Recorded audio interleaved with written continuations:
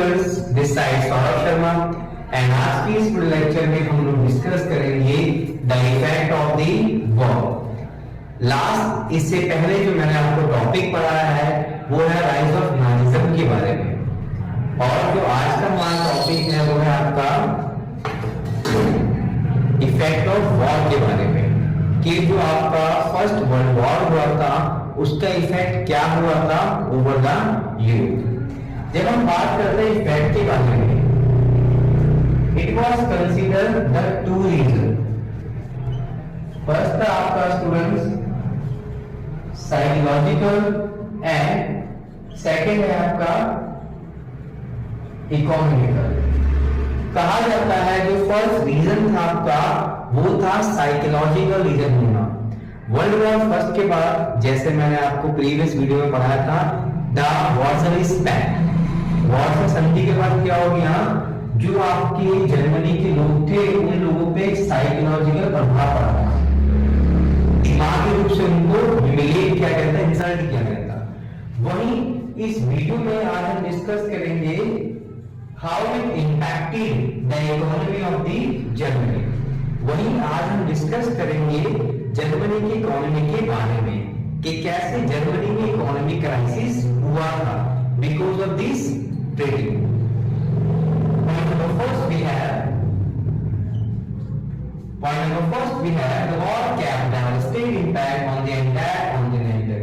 जब मैंने आपसे बोला devastating impact के बारे में, तो आपको बताऊं एक टाइम पहले बिफोर दिस वॉर, इस बैटल से पहले जर्मनी और यूरोप को लोग जो जानते थे वो किस नाम से जानते थे, people were consider the creditors, ऐसे लोग जो लोगों को हेल्प करते थे। यूरोप में उस समय ये हाल थे कि they help to other countries, लेकिन after end of the world war the people of this country called debtors. अब इन लोगों को क्या बोला गया, डेबिटर बोला गया, जो कर्जे में डूबते जा रहे थे। It gives psychological and financial effect on the Germany। World war first war से इफेक्ट इन सब ने क्या करा, जर्मनी पे आंतरिक रूप से और आर्थिक रूप से बहुत ज्यादा इन्फ्लुएंस किया था, negative influence. The Republic carried burden of war, guilt and national humiliations. Next point क्या है आपके, वॉर की गिल्ट होना। उनको अंदर अंदर एक गिल्ट थी कि हम इस वॉर को हार गए हैं, और इस बैटल के हारने के बाद क्या हो गया, नेशन वाइड ह्यूमिलिएशंस का मतलब होता है आपका अपमानित होना। अब यूरोप में जो जर्मनी एक टाइम पहले केसर विलियम के टाइम पे they were living with the full of this, एक होता ना डोमिनेंस पर्सनैलिटी बन के रहना, जो कंट्री करते डोमिनेंस पर्सनैलिटी बन के रह रही थी, अब वो कंट्री क्या कर रही थी, आपकी ह्यूमिलिएटेड, एक इंसल्टिंग, एक अपमानित कंट्री बन के रह गई थी।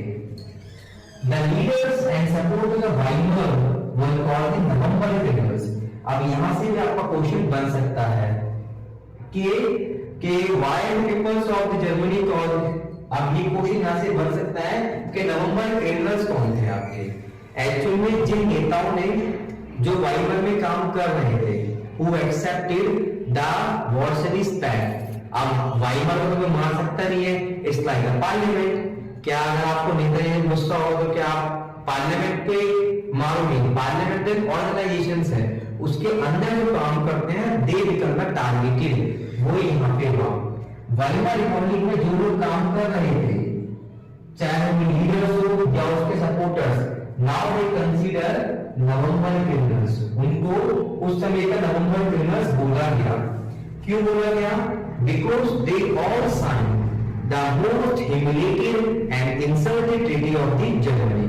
क्योंकि एक सबने ही वॉर्सो पैक्ट को साइन किया था, जो उस समय की सबसे इंसल्टिंग ट्रीटी मानी गई। Now we have a next topic, political radicalism and economy। मतलब कैसे यूरोप में आफ्टर 1920 एक पॉलिटिकल का रेडिकलिज्म किया गया, मतलब राजनीतिकरण किया गया।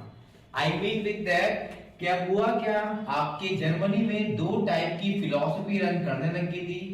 First was your Weimar Republic and second is there we have Spartist. अब जब मैंने आपसे बात करा वाइमर रिपब्लिक के बारे में, तो ये तो ऑलरेडी क्या थी, स्वैग में थी. What I mean with that when I talk about the swag, इसका मतलब ये था कि ये ऑलरेडी पावर में थी. ऐसे में क्या था, they were supporters of the democracy. Weimar Republic के द्वारा हमेशा से यूरोप में कहें या जर्मनी में कहें, हमेशा से डेमोक्रेसी को रिप्रेजेंट किया गया है कि we are supporter of the democracy, because that time they had, इनके पास पूरा सपोर्ट था कैथोलिक का. उस समय यूरोप में जो कैथोलिक कम्युनिटी के लोग थे उन लोगों को पूरा सपोर्ट था, एंड अलोंग विद आपके एलाइड का. डू यू हैव रिमेंबर, क्या आपको याद है मैंने क्लास में पढ़ाया था एलाइड के बारे में. कैथोलिक हो गए और एलाइड, वो लोग जो वर्ल्ड वॉर फर्स्ट में जितने भी देश थे उन सबका पूरा सपोर्ट था वाइमर रिपब्लिक के पास. जर्मनी में एक ऐसी पॉलिटिकल पार्टी हो जिसका ऑर्गेनाइजेशन कौन होना चाहिए, आपका वाइमर रिपब्लिक होना चाहिए. वही अगर मैं बात करूं आपसे स्पार्टिस्ट के बारे में, तो you must have remember Russian revolution, जो मैंने आपको क्लास में पढ़ाया था, रूसी क्रांति. उस क्रांति में स्टूडेंट्स हम लोगों ने क्या पढ़ा था कि वहां पे नई फिलॉसफी का राइज अप हुआ, इट्स कॉल्ड कम्युनिस्ट. और जब हम बात करते हैं कम्युनिस्ट के बारे में, तो मतलब इसका क्या है, वन पार्टी सिस्टम या फिर डोमिनेंस. हमेशा से रशिया में एक पार्टी डोमिनेंस की बात की गई है कि हम चाहते हैं पार्टी एक हो, एक पॉलिटिकल आइडियोलॉजी हो, और एक ही वहां पे क्या होगा, रेडिकलिज्म और पॉलिटिकल साइंस का. जिसका मतलब ये हुआ स्टूडेंट कि रशिया में वहां पे स्टार्टिंग से ही वन पार्टी का डोमिनेंस रहा है, जो कौन सी आपकी, कम्युनिस्ट. और अगर थोड़ा सा मैं आपको नॉलेज के आधार पे बताऊं, तो आज भी रशिया, चाइना में communist party of China rule कर रही है. ऐसे सिस्टम कुछ अब एडॉप्ट किया जा रहा था जर्मनी के अंदर, एंड दैट्स व्हाई क्या हुआ, उस समय जर्मनी में पॉलिटिकल पार्टी बनाई गई. इस पॉलिटिकल पार्टी का नाम क्या था, कम्युनिस्ट पार्टी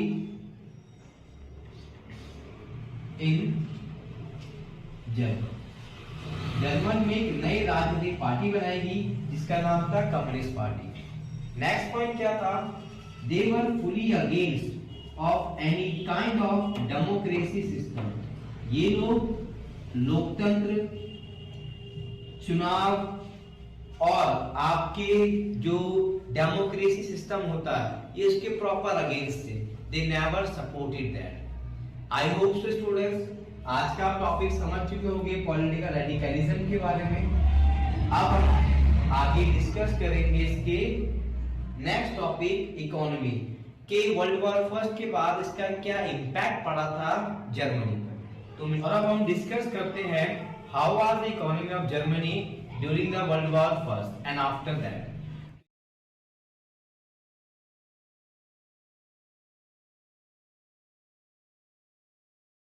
तो यहाँ पे जो टाइम है आपका स्टूडेंट्स, वो है 1914 से 18 के टाइम के बीच का. इसको हम इतिहास में वर्ल्ड वॉर फर्स्ट के नाम से जानते हैं. तो उसके बाद 1922 और 30, ये वो टाइम था जहां पे क्या हुआ, एक नया वर्ड स्टार्ट हुआ, रेपरेशंस. रेपरेशन का मतलब होता है आर्थिक तंगी, जिसको फेस करना पड़ा जर्मनी के द्वारा. बिकॉज मैंने पढ़ाया आपको, वॉर से रिस्पेक्ट लगाया गया, वॉर से ट्रीटी लगाई गई. संधि के बाद क्या हुआ, जर्मनी पूरा प्रेशराइज हो गया, उसके सारे जो पोर्ट थे सब बंद कर दिए गए, इकोनॉमी करेंसी उसकी डाउनफॉल कर दी गई.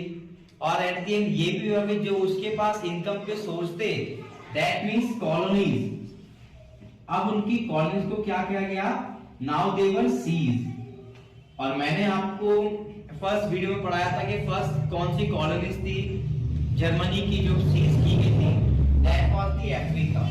सिर्फ यहाँ पे आके बात नहीं रुकती है. After that, what happened with Germany? Germany has started to put on the heavy pressure, heavy burdens of the debt. Germany पे एक टाइम के बाद क्या हो गया, डेब्ट का बहुत ज्यादा बर्डन हो चुका और उस डेब्ट को चुकाने के लिए they start to use the gold के। अब हम क्या करेंगे, गोल्ड में अपने करेंसी को, गोल्ड में क्या करेंगे, हम अपने डेब्ट को चुकाएंगे, जिसको वर्ल्ड में क्या बोलते हैं हम, हाइपर इन्फ्लेशन। जब किसी कंट्री की करेंसी डाउनफॉल हो जाए और साथ में उसके बाद जो सेविंग गोल्ड था वो खत्म हो जाए, इट्स कॉल्ड हाइपर इन्फ्लेशन। तो स्टूडेंट्स, अगर मैं इस टॉपिक को एंड करते आऊं तो इसमें भी वही सेम रीजन थे, मल्टीपल जो बैरियर लगाए गए थे इकोनॉमी के, साथ में उस पे जो कॉलोनीज को बैन किया गया, ये सारे के सारे कारण क्या बनते हैं आपके इकोनॉमिक ट्रबल के रूप में जाने जाते हैं आपके जर्मनी में। बाकी thank you very much guys, आपने मुझे अपना टाइम दिया। आई होप सो ये आपको मेरे